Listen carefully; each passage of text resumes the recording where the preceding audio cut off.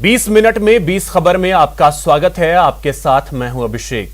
हम अगले 20 मिनट में आपको देश दुनिया की 20 ऐसी खबरें बताने वाले हैं जो इस वक्त न केवल सुर्खियों में है बल्कि दिलचस्प और अहम भी है।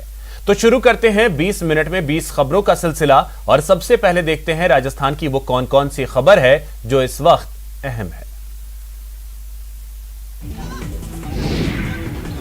कुछ महिलाएं एक महिला को रोक रही हैं, उसे धक्का दे रही हैं, बदसलूकी कर रही हैं। इसी दौरान एक आक्रामक महिला पीड़िता को लात मारती है, उसे गली से भगाने का प्रयास करती है, लेकिन महिला अपनी राह पर आगे बढ़ जाती है। जिस महिला से मारपीट की गई वो झुंझुनू के एक गांव की सरपंच है। सरपंच तारा पुनिया के साथ कुछ महिलाओं के हाथापाई करने का मामला सामने आया है।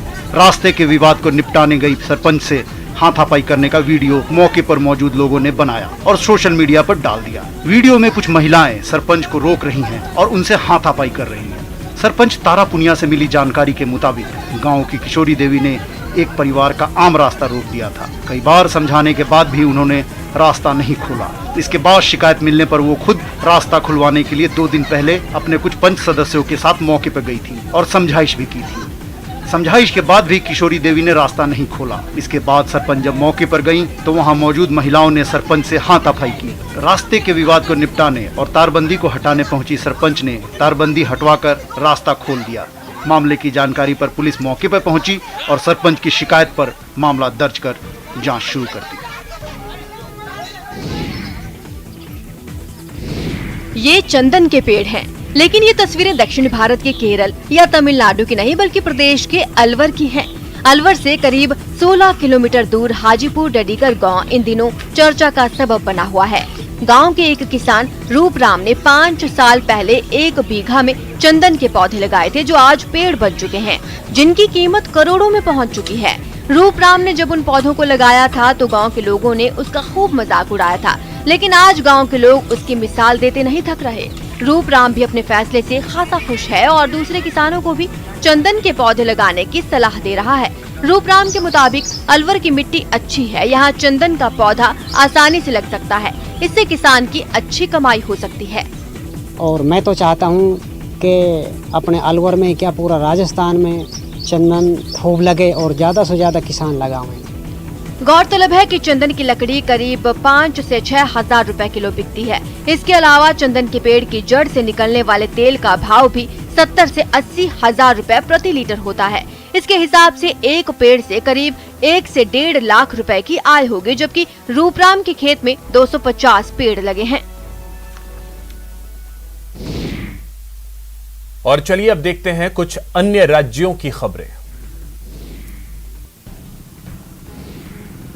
गोलियों की तड़तड़ाहट से गूंज उठी ताज नगरी। फायरिंग की आवाज जब शांत हुई तब आगरा के बाशिंदों ने राहत की सांस ली। दरअसल आगरा के थाना न्यू आगरा से गैंगस्टर एक्ट में 3 साल से फरार मुकेश जाटव को एसओजी टीम ने पोइया घाट मार्ग पर मुठभेड़ के बाद गिरफ्तार किया। उसने पुलिस के घेरने पर फायरिंग की थी। पुलिस की जवाबी कार्रवाई में वह गोली लगने से घायल हो गया। मुकेश जाटव नाम का अपराधी जो 3 वर्षों से गैंगस्टर एक्ट के अंतर्गत वांछित था और इसके ऊपर 25,000 का इनाम भी था, उसे आज थाना न्यू आगरा की टीम और एसओजी टीम ने दौराने मुठभेड़ गिरफ्तार किया। दरअसल आईजी के निर्देश पर जिले में ऑपरेशन प्रहार अभियान चलाया जा रहा है। इस अभियान के तहत फरार अपराधियों की गिरफ्तारी की जा रही है। इसी के तहत पुलिस 3 साल से फरार आरोपी हाथरस के सादाबाद निवासी मुकेश जाटव की तलाश कर रही थी। ये हाथरस का रहने वाला है और एक साथी चोर है। इसके ऊपर 14-15 मुकदमे हैं विभिन्न थाना क्षेत्रों से और यहाँ पर इसे गिरफ्तार किया गया है। इसके कब्जे से 1 मोटरसाइकिल, 1 तमंचा, 3 जिंदा कारतूस और 2 खोखा मिला है। ऑटो की पिछली सीट पर दर्द से कराहता घायल और आसपास खड़े पुलिस वाले। तस्वीरें यूपी के बदायूं से आई हैं। यहाँ खाकी के साख पर सवाल खड़े किए जा रहे हैं। आगे की कहानी पीड़िता की जुबानी। हमें जो सिपाही उठा के लाया उसमें महिला पुलिस नहीं थी, यहाँ ला के हमको भी मारा। महिला पुलिस ने हमारे पापा को उन लोगों ने मारा, सिपाहियों ने, और खूब नमाज पढ़वा के मार रहे हैं, पटा बेल रहे हैं और सब मार रहे हैं। यूपी की बदायूं पुलिस पर कांग्रेस कार्यकर्ताओं और उसकी बेटी से पिटाई का आरोप लगा।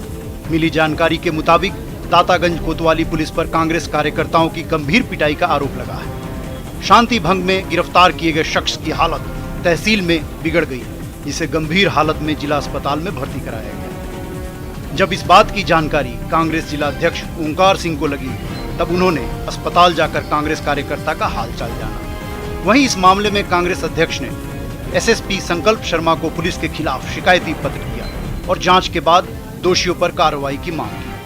एसएसपी ने इस मामले में सिटी एसपी को जांच दे दी है।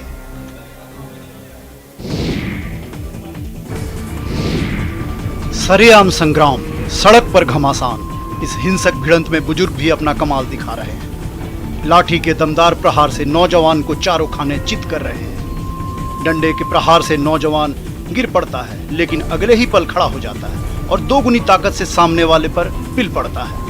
इस बीच एक आध लोग बीच बचाव करते हैं और दम साध कर तमाशा देख रहे हैं। लोग अपनी अपनी राह पर चल पड़ते हैं। तस्वीरें बिहार के नरकटियागंज की हैं, जहां दो पक्षों के बीच जमकर मारपीट हुई। इस दौरान दोनों ने एक दूसरे पर लाठी, डंडे, कुर्सी, टेबल से वार किए, जिसमें दोनों पक्ष से 7 लोग घायल हैं। घायलों में महिलाएं भी शामिल हैं। मारपीट का ये वीडियो शिकारपुर थाना क्षेत्र के हरदिया चौक का है। मारपीट की यह घटना सीसीटीवी में कैद हो गई और अब सोशल मीडिया पर तेजी से वायरल हो रही है। हालांकि न्यूज़ 18 इस वायरल वीडियो की पुष्टि नहीं करता।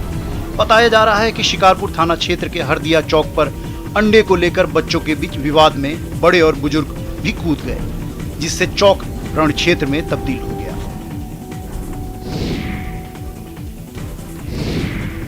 पटना में एक सरकारी मदरसे का परिसर उस समय अखाड़े में तब्दील हो गया जब टीचर्स की भर्ती के मुद्दे पर 2 गुटों में जमकर मारपीट हुई। हंगामा तब शुरू हुआ जब कुछ लोगों ने मदरसा कमेटी के सदस्यों पर अपने रिश्तेदारों को अवैध तरीके से नौकरी देने का आरोप लगाया, जिसके खिलाफ जब कुछ लोगों ने मदरसे में घुसकर हंगामा किया तो दूसरे गुट के लोगों से मारपीट शुरू हो गई। कुछ देर में मदरसा परिसर अखाड़े में तब्दील हो गया और दोनों गुटों के लोग एक दूसरे पर लात घूंसों से वार करने लगे। हालांकि कई लोगों ने बीच बचाव की कोशिश भी की, लेकिन वो लोग नहीं माने और काफी देर तक इसी तरह लड़ते रहे। बाद में आसपास के कई लोग वहां पहुंच गए और मामले को शांत करवा दिया। बता दें, मदरसा हुसैनिया नाम के इस सरकारी मदरसे में 4 शिक्षकों की भर्ती होनी है। कुछ लोगों का आरोप है कि मदरसा कमेटी मनमाने ढंग से अपने लोगों को इन पदों पर नियुक्त करना चाहती है, जबकि मदरसा कमेटी का दावा है कि टीचर्स की भर्ती की प्रक्रिया में कोई गड़बड़ी नहीं है।